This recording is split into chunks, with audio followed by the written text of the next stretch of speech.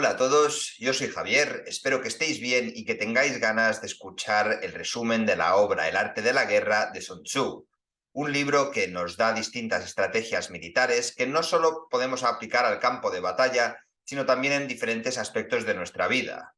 Como siempre, os dejaré un resumen con las ideas principales de cada uno de los capítulos en pantalla. Antes de empezar, no olvidéis suscribiros, darle a like y compartir el vídeo para que pueda llegar al máximo número de gente. Y ahora, sin más preámbulo, comencemos.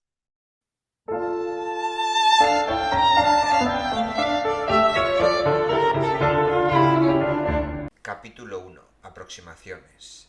La guerra es un asunto de vida o muerte de suma importancia para el Estado.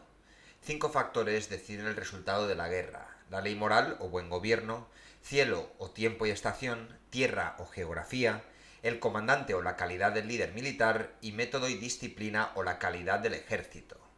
El lado que haga un mejor uso de estos 5 factores ganará la guerra. La guerra se basa en el engaño. Los ejércitos deben parecer fuertes cuando son débiles y desprevenidos cuando están listos para luchar. Si están empatados, los oponentes deben permanecer preparados. Cuando son superados, deben evitar el conflicto. Un oponente irritable debe ser aguijoneado. Los ataques deben lanzarse cuando y donde menos se esperan. El general que planifica cuidadosamente dominará al que hace cálculos apresurados. Capítulo 2. La dirección de la guerra. Teniendo en cuenta todos los gastos, grandes y pequeños, formar un ejército de 100.000 hombres cuesta 1.000 onzas de plata al día. Un asedio prolongado puede agotar los recursos de un país y otros estados pueden atacar repentinamente. Los generales sabios traerán armas de casa, pero alimentarán a sus ejércitos con la generosidad del país que invaden. Las armas capturadas durante la batalla se pueden volver contra el enemigo. De esta manera, un general sabio determina el destino de su país. Capítulo 3. La estrategia ofensiva. Es mejor capturar países completos que dañarlos o destruirlos. Esto se aplica también a las fuerzas enemigas. Así, lo mejor es frustrar los planes del enemigo, lo bueno es evitar que forme alianzas, lo peor es atacar y lo peor es asediar. Un asedio de una ciudad amurallada puede tomar meses para prepararse, incluso más para ejecutar. Los sitiadores frustrados pueden perder la paciencia y atacar, causando muchas bajas sin tomar la ciudad. Un ejército 10 veces el tamaño de su oponente puede simplemente rodear al enemigo. Un ejército 5 veces mayor puede atacar. Uno, el doble de grande, puede dividirse en 2. Los ejércitos emparejados pueden atacar o mantenerse alejados. Ejércitos más pequeños, incluso si son valientes, serán capturados. Los gobernantes y generales socavan las posibilidades de su ejército de 3 maneras. Al no dar un paso atrás y ver todo el campo de batalla, dando así órdenes que el ejército no puede obedecer, tratando de gobernar el ejército como si fuera el Estado, y al no utilizar las fortalezas individuales de sus oficiales. Estos errores siembran malestar entre las tropas.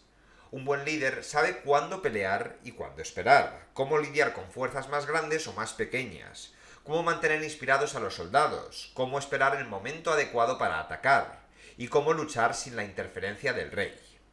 El general que se conoce a sí mismo y a su enemigo siempre ganará. El que solo se conoce a sí mismo ganará la mitad de las veces, y el que no conozca al enemigo y no se conozca a sí mismo siempre perderá.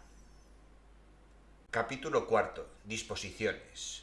Un buen ejército se atrinchera en una posición inexpugnable y espera que el enemigo muestre una debilidad que pueda ser atacada. Los héroes públicos ganan a través de la dificultad, pero los generales sabios planean con cuidado y ganan con facilidad. Lo hacen siendo imposibles de vencer y luego aprovechándose de los errores del enemigo. Los comandantes inteligentes mantienen sus ejércitos en gran medida ocultos. Luego, cuando es el momento adecuado, el ejército ataca con una ferocidad repentina y devastadora. Se preparan para este momento midiendo cuidadosamente el clima, contando las fuerzas relativas, calculando las probabilidades de ganar y en el momento adecuado liberando sus fuerzas como el estallido de aguas reprimidas en un abismo de 1000 brazas de profundidad. Capítulo 5. Energía. Liderar un ejército grande es similar a liderar una fuerza pequeña, excepto que la grande se divide y organiza con una señalización cuidadosa. La energía se puede dirigir contra un enemigo de dos formas básicas, directa e indirecta. Las combinaciones de compromisos directos e indirectos son infinitas y se pueden organizar en una variedad infinita. Los ataques directos arrojan fuerza contra un enemigo, mientras que los ataques indirectos crean la apariencia de desorden, atrayendo al enemigo a situaciones en las que pueden ser derrotados. Los generales capaces dividen a sus tropas en diferentes roles dependiendo de sus fortalezas relativas, usando el poder aquí y el engaño allá para crear un efecto total que engaña al enemigo y luego lo derrota. Capítulo sexto. Puntos débiles y puntos fuertes. Es importante llegar temprano al campo de batalla y esperar renovado al enemigo que llegará cansado. Si el enemigo está cómodo, el oponente lo acosa. Si está bien alimentado, las líneas de suministro se interrumpen. Si está acampado, puede verse obligado a moverse. El ejército inteligente ataca los puntos débiles del enemigo y no deja debilidades para que el oponente ataque. Enfrentado a un gran ejército, el invasor simplemente se mueve a otra parte y ataca a uno más pequeño. Esto obliga al gran ejército a enviar regimientos para ayudar a sus compañeros, lo que divide la fuerza principal mientras el invasor permanece intacto. Las intenciones del invasor deben permanecer en secreto hasta el último momento, lo que también obliga al defensor a desplegar sus fuerzas contra los ataques desde cualquier lugar. Cuando el enemigo no sabe la hora y el lugar del ataque, sus soldados se desorganizarán y confundirán. Es vital tramar para conocer los planes del enemigo. Una forma es escaramuzar brevemente en un punto de la línea y obligar al oponente a revelar sus intenciones. Otra es enviar señales o comunicados falsos que inciten al adversario a actuar prematuramente. Después de una victoria, el invasor debe variar sus tácticas según las situaciones que se presenten, tanto para mantener ocultos sus métodos como para aprovechar nuevas oportunidades. En todos los casos, lo mejor es ser como el agua, fluyendo cuesta abajo por el camino de menor resistencia. Capítulo séptimo. Maniobras. Al moverse por tierra, el secreto es desgastar al oponente. No es prudente quedar atrapado en una carrera por un recurso valioso que agota las tropas y quema los suministros. Es mucho mejor desviar a un oponente, tomar una ruta corta hacia la meta y obligar al adversario a hacer la marcha larga y dura. Cuando se encuentre en territorio enemigo, los guías locales pueden proporcionar información vital. El general debe dividir el territorio capturado entre las divisiones para que puedan compartir la recompensa. Un ejército permanece coordinado si se utilizan sonidos y pancartas como señales. Es una mala idea atacar a los soldados por la mañana cuando están frescos, pero es mejor asediar a un ejército por la noche cuando está cansado. Si el ejército se retira repentinamente, esto puede ser una trampa. Sin embargo, a un ejército claramente derrotado se le debe permitir una ruta de escape, no sea que luche tan ferozmente que cambie el rumbo. Capítulo octavo. Variación de las tácticas. En este octavo capítulo, Sun Tzu nos habla de la importancia de la rapidez y el sigilo cuando avanza tu ejército. También debes saber dónde está tu enemigo antes de salir a combatirlo, porque si atacas sin conocer su ubicación, puede conseguir refuerzos antes de que puedas derrotarlo. En tiempos de guerra es importante que tus fuerzas se muevan rápida y silenciosamente, porque sus vidas dependen de ello. Sin embargo, si el enemigo ve o se entera de tus planes con antelación, tendrá la oportunidad de preparar una defensa contra ellos. Si quieres evitar ser derrotado por ataques sorpresa de los enemigos, asegúrate de que tus planes no se conocen de antemano. Debes seguir los procedimientos estándar cuando estén disponibles, pero luego ramifica y cámbialas si es necesario para que sigan funcionando y sorprendan al enemigo. Puedes utilizar una estrategia de batalla organizada o idear tus propios planes basándote en lo que ya sabes sobre el enemigo y sus defensas. Capítulo 9. Marchas. Cuando viaje, muévase rápidamente a través de montañas y ríos y manténgase en los valles. Si un enemigo cruza el río, espera hasta que esté a mitad de camino para atacar. Cualquier acercamiento de este tipo debe hacerse desde río arriba para que la oposición no manipule las aguas para inundarte. Evita pantanos y ciénagas y acampa siempre en terreno alto y llano, con colinas a tu espalda. Organiza los campos de batalla de modo que el enemigo tenga terreno difícil en su retaguardia. Observa atentamente las acciones del enemigo. Mucho polvo significa movimiento de tropas. Los gritos y las amenazas surgieron debilidad.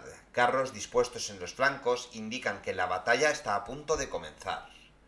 Mantente alerta a las señales de problemas entre las filas enemigas, incluidos grupos de hombres que hablan en voz baja o banderas que se mueven.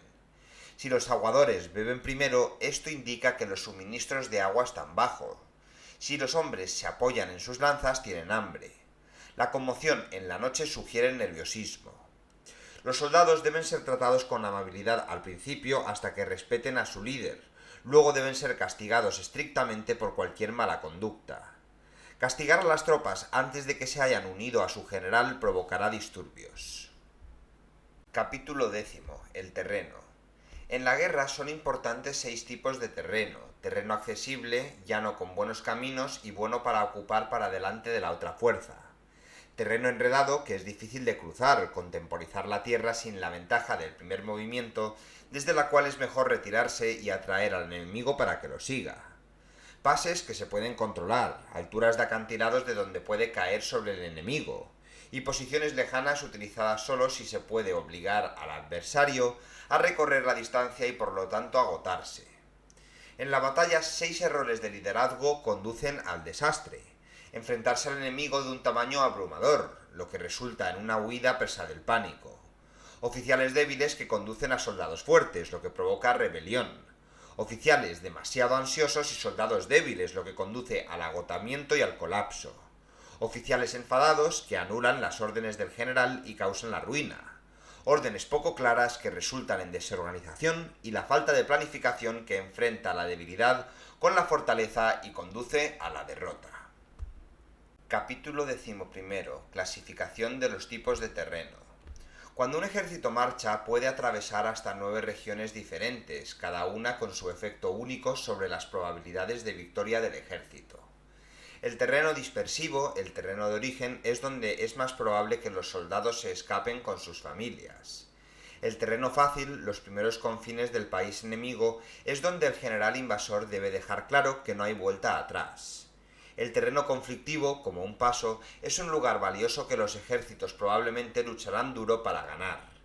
El terreno abierto es deseable y debe ganarse antes de que el enemigo pueda alcanzarlo. Las carreteras que se cruzan son lugares donde 3 o más soldados se encuentran en sus fronteras. Aquí, un general puede amenazar a varios gobernantes a la vez y obligar a algunos a unirse a una alianza. El terreno serio se encuentra en lo profundo del territorio enemigo, donde los invasores deben luchar o enfrentarse a la ruina.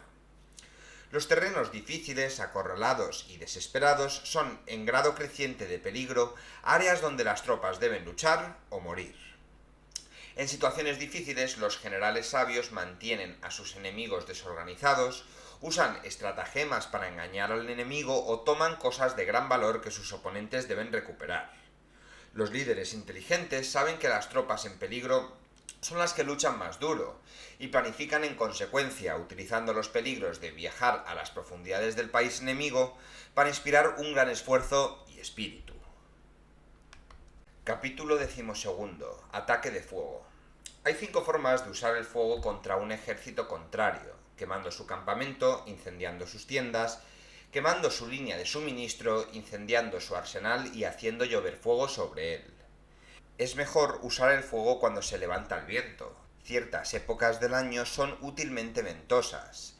Las brisas diurnas a menudo fallan al atardecer, mientras que los vientos nocturnos pueden fallar al amanecer. Una vez que se inicia un incendio y las tropas enemigas entran en pánico, pueden ser eliminados mientras escapan de las llamas. Ataca siempre desde detrás de las llamas que avanzan. El agua también se puede desviar hacia un enemigo, pero no puede destruir las provisiones como lo hace el fuego. El uso inteligente del fuego es un ejemplo del pensamiento innovador que distingue a un líder victorioso y a un gobernante exitoso. Capítulo 13. El uso de espías. Conocer los planos del enemigo es vital para el éxito en la guerra. Para ello se dispone de 5 tipos de espías. Espías locales o nativos pagados para informar, hacia adentro o miembros del gobierno enemigo vueltos al uso del invasor. espías convertidos o capturados bien tratados y convertidos en contraespías, espías condenados alimentados con información falsa y traicionados, quienes, interrogados por el enemigo, dan datos inexactos, y por último, espías sobrevivientes que se infiltran, corren el riesgo de ser expuestos y regresan con inteligencia vital. Los espías deben ser bien tratados y bien pagados. Los espías convertidos deben ser especialmente cuidados porque revelan a aquellos que pueden ser reclutados dentro de la fuerza enemiga para seguir espiando. Finalmente, un líder sabio debe seleccionar la información buena de la mala y por lo tanto necesita una cierta sagacidad intuitiva y una útil ingeniosidad mental. Sin espías, un ejército no puede hacer buenos planes. Y con esto concluimos el resumen de El arte de la guerra. Si os ha quedado cualquier duda, ya sabéis, me la ponéis en los comentarios y tan pronto como me sea posible la responderé. Muchísimas gracias por estar allí, otro vídeo más, y nos vemos muy pronto en el canal.